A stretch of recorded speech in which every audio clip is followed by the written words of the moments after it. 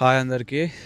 ఒక చిన్న వ్లాగ్ లాగా రికార్డ్ చేద్దాం అనుకుంటున్నా ఈరోజు. సో బేసిక్గా మార్నింగ్ లేచి బ్రేక్ఫాస్ట్ చేసినాక ఇట్లా ఫ్రెండ్కి హాస్పిటల్ అపాయింట్మెంట్ అంటే హాస్పిటల్కి వచ్చాము. ఇట్లా అపాయింట్మెంట్ చూసుకొని and then need to go for groceries. Sunday కదా, మేము ఒకటే వీక్ మొత్తం కావాల్సిన గ్రాసరీస్ అంతా ఒకటి రోజు చూసుకుంటాము.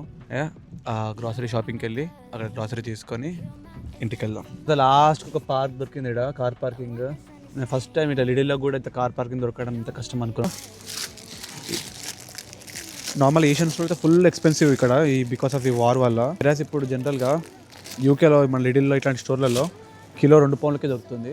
కానీ బయట అయితే 3 పౌండ్స్ 4 పౌండ్స్ మేము ఉండే ఏరియాలో. Depends on area to area different. Friends అందరు టొమాటో పికిల్ పెట్టాలంటే అందరు నార్మల్గా ఏ పికిల్ అయినా నార్మల్ ఆయిల్తో పెడతారు. కానీ మా ఫ్రెండ్ ఆలివ్ ఆయిల్తో పికిల్ పెడుతుందంట. యూకేలో అయితే ది బెస్ట్ బేకరీ అయితే నా పర్స్పెక్టివ్లో మనకి బడ్జెట్లో మంచిగా అనిపించేది little bakery, Tesco bakery. Something కొత్తగా అనిపించింది బేకరీలో ఇది. దీని క్యాలరీస్ అరౌండ్ 470 క్యాలరీస్ ఉంది. అంటే నియర్లీ ఒక 45-50 మినిట్స్ కష్టపడి చేసిన వర్కౌట్స్కి బర్న్ చేసే ఈక్వలెంట్ ఒక థింగ్ ఇది. ఐ డోంట్ థింక్ ఏమంటారు తీసుకోవాలా వద్దా ఆలోచిస్తున్నా, బట్ చూడడానికి చాలా బాగుంది టెంప్టింగ్గా. ఘోరంగా వర్షం పడుతుంది. కార్ దగ్గరికి వెళ్దామన్నాక కూడా అమలు పెట్టుకుపోతున్నాం. అంత ఘోరంగా వర్షం పడుతుంది. Let's go inside. Proper stretches చేసుకోవాలి. మంచిగా గ్రాసరీ షాపింగ్ అయిపోయింది మంచిగా ఈరోజు. అన్ని షాపింగ్ చేసుకొని ఇంటికాడ పెట్టేసినాము. మంచిగా మా ఫ్రెండ్స్ మంచిగా ఫిష్ కర్రీ సెట్ చేస్తున్నారు. ఇలా ఫిష్ కర్రీ మొత్తం సెట్ అయిపోయాక మంచిగా తిందాము. ఈ ఆలోపలనే కొంచెం మంచిగా బయట రన్నింగ్ చేద్దాం అనుకుంటున్నా, కానీ బయట అసలుకి ఘోరంగా వెదర్ బాగా అసలుకి చాలా గలీజ్గా ఉంది. సో ఐ థాట్ లైక్ మంచిగా జిమ్లోనే ప్రాపర్ రన్ చేద్దామని జిమ్కి వచ్చి ప్రాపర్ రన్ చేసిన. నేను హెడ్ ప్రాపర్ వార్మప్ అంతా అయిపోయింది. నా మైండ్లో ఒకటి నడుస్తుంది. యాక్చువల్లీ చెప్పాలంటే నిన్న మ్యాచ్ అయింది కదా. ఆఫ్టర్ నిన్న మ్యాచ్ తర్వాత చాలా కొంచెం లోగా ఫీల్ అయినా. ఆ లో ఫీల్ అయినాక ఒక రియలైజ్ అయిన ఏంటంటే, యాజ్ ఏ స్ట్రాంగ్ ఎస్ఆర్హెచ్ ఫ్యాన్గా అందరు స్టోరీ చూస్తుంటే ఏమైందిరా 300 ఏమైందిరా అని చెప్పేసి ప్రతి ఒక్కటి స్టోరీలు ఘోరంగా పెట్టారు. దానికి మన తెలుగు వాళ్ళు ఘోరంగా కమెంట్లు, అంతే మామ ఈ ఎస్ఆర్హెచ్ వాళ్ళు అంతే మామ, బౌలింగ్ లేదు, బొక్క లేదు, ఒకవేళ ఎస్ఆర్హెచ్ 300 కొట్టినా కానీ ఎస్ఆర్హెచ్ 301 కొట్టించుకుంటారా బౌలర్స్ అని చెప్పేసి. అరే నాకు ఒకటి అర్థం కాదు, మన టీం సపోర్ట్ చేయకపోయినా ప్రాబ్లం లేదు, కానీ ఈ ఎందుకురా ఒక దానిపైన ఈ ఓవర్ యాక్షన్లు ఈ స్టోరీస్ ఎందుకురా పెడతారు అర్థం కాదు నాకు. అది ఏ మీగో సాటిస్ఫాక్షన్ రా. అరే ఇప్పుడు ఒక హైదరాబాద్లో ఫర్ ఎగ్జాంపుల్ నేను ఇండియాలో ఉంటున్నా, నేను ఇండియా కాదని చెప్పేసి ఆస్ట్రేలియాకో లేకపోతే పాకిస్తాన్కో లేకపోతే న్యూజిలాండ్కో సపోర్ట్ చేస్తా అంటే ప్రతి ఒక్కటి నమ్మి జోకులు వేస్తాడు. అంతెందుకు నన్ను ఇచ్చి పడేస్తారు నాకు నార్మల్గా. మనం హైదరాబాద్లో ఉంటే మన టీంకి సపోర్ట్ చేయొద్దు అనే రూల్ అంటే చెయ్యాల మ్యాండేటరీయా అంటే, నేను ఇండియాలో ఉంటే ఇండియాకి సపోర్ట్ చేయాలనేది మ్యాండేటరీయా అంటే అది మన హోమ్ ల్యాండ్, మనకి అంటే మదర్ ల్యాండ్ అనే చిన్నప్పటి నుంచి మనకి అదొక ఫీలింగ్ అంతే అది.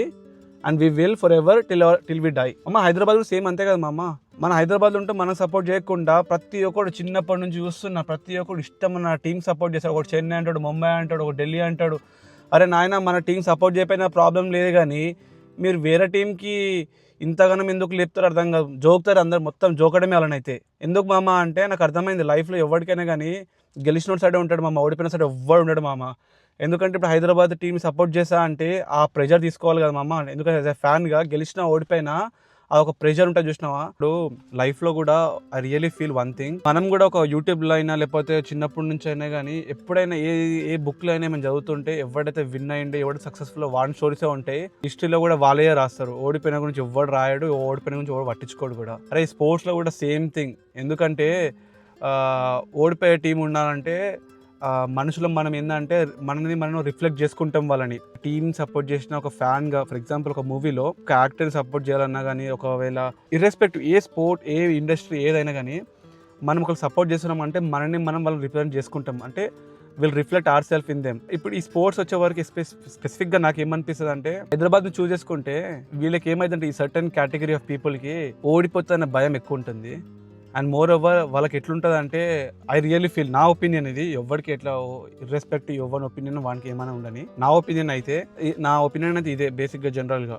ఎందుకంటే ఒకవేళ ఇప్పుడు మళ్ళీ వీళ్ళందరూ 2024 తర్వాత మళ్ళీ హైదరాబాద్ అని చెప్పేసి చాలా మంది మన ఫ్యాన్ బేస్ కూడా కొంచెం పెరిగింది. అది I'm really happy that people at least they realize they coming back. ఎవరైతే సన్ రైజ్ కి మళ్ళీ 2024 నుంచి సపోర్ట్ చేస్తున్నారో వాళ్ళు ఎందుకు సపోర్ట్ చేస్తున్నారు అంటే టీమ్ కి ఒక పవర్ఫుల్ ఇచ్చిండు, ఒక ఏమంటే ఒక పవర్ ఉంది ఇప్పుడు.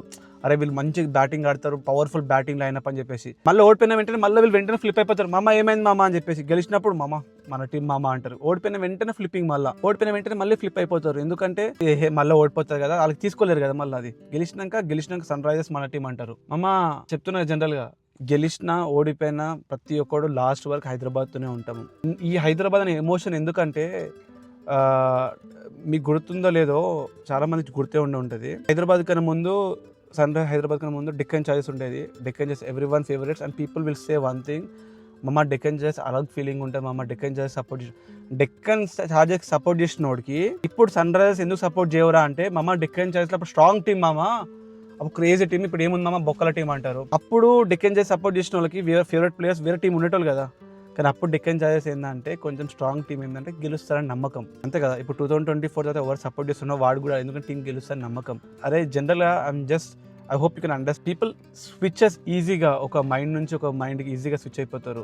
అండ్ మళ్ళీ ఇప్పుడు ఇంకొక టాపిక్ కాదు కానీ మళ్ళీ ఏమనిపిస్తుంది అంటే కొన్నిసార్లు నాకు ఈ డెక్కన్ చార్జెస్ కన్నా ముందు ఇంకొక టీం ఉండేది, ఐసీఎల్ అని చెప్పేసి. ఐసీఎల్లో హైదరాబాద్ హీరోస్ అని ఒక టీం ఉండేది. ఆ టీంలో అంబటి రాయుడు, నిక్కీ బోజీ, జస్టిన్ కింప్ అని చెప్పేసి కొంతమంది ప్లేయర్స్ ఆడేవాళ్ళు. వీళ్ళు నాకు గుర్తున్న ప్రకారం అయితే డోంట్ ఈవెన్ నో వాళ్ళ ప్లేయర్సా ఎవరా అని చెప్పేసి. బట్ నాకు చిన్న ఉన్నప్పుడు 2008లో అనుకుంటా, ఆఫ్టర్ T20 వరల్డ్ కప్ అయిన తర్వాత ఆ టైంలో క్రికెట్ అంటే తెలుసు, లైవ్ మ్యాచ్ కాదా కొంచెం ఐడియా ఉండేది. తెలుసు లైవ్ అంటే ఒక మ్యాచ్ అవుతుందని చెప్పేసి. అరే ఒక సిచ్యువేషన్ అప్పుడు కూడా హైదరాబాద్ హీరోస్ చిన్నప్పుడు టీవీలో సపోర్ట్ చేసుకుంటాం రా, ఎందుకంటే ఇక్కడ హైదరాబాద్ అని చెప్పేసి. నా పాయింట్ ఒకటే, హైదరాబాద్ అని టీము కబడ్డీ, ఖోఖో, ఏ స్పోర్ట్ అని ఉండను రా, ఏ స్పోర్ట్ హైదరాబాద్ టీం ఉంటే ఆ టీంని సపోర్ట్ చేస్తాం. ఆ టీంకి మా రిప్రజెంట్, ఎందుకంటే ఐ రియలీ ఫీల్ వాళ్ళు సిటీని రిప్రజెంట్ చేస్తున్నారు. I want hour city to win end of the day.